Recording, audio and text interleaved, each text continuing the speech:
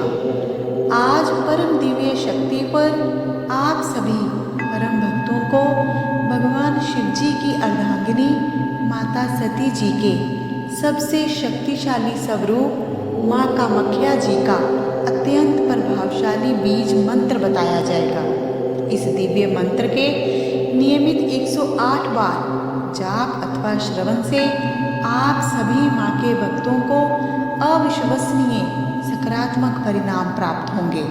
आप जी के जीवन से सभी आर्थिक संकट दूर हो जाएंगे। भगवान श्री हरि जी के सुदर्शन चक्र के प्रहार से माता सती जी के शरीर के कुल 52 भाग हुए थे। ये सभी अंश जिस जिस स्थान पर गिरे वे सभी माता सती जी के शक्तिपीठ के नाम से जाने जाते हैं।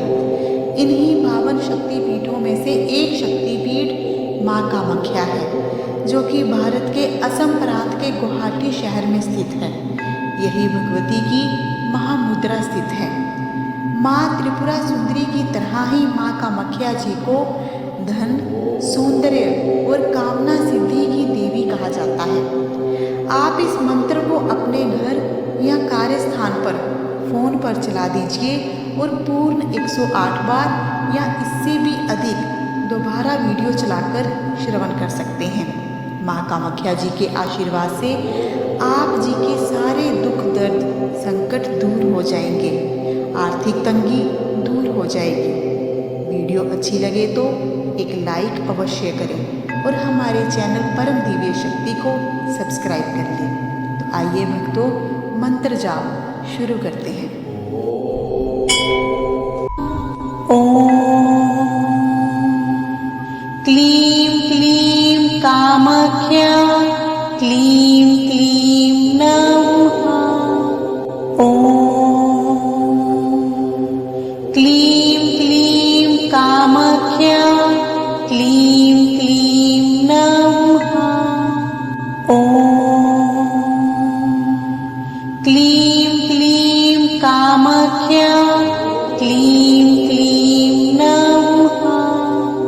ओम क्लीं क्लीं कामाख्या क्लीं क्लीं नमः। ओम क्लीं क्लीं कामाख्या क्लीं क्लीं नमः। ओम क्लीं क्लीं कामाख्या क्लीं क्लीं नमः। ओम क्लीं क्लीं कामाख्या क्लीं क्लीं नमः। ओम क्लीं क्लीं कामाख्या क्लीं क्लीं नमः। ओम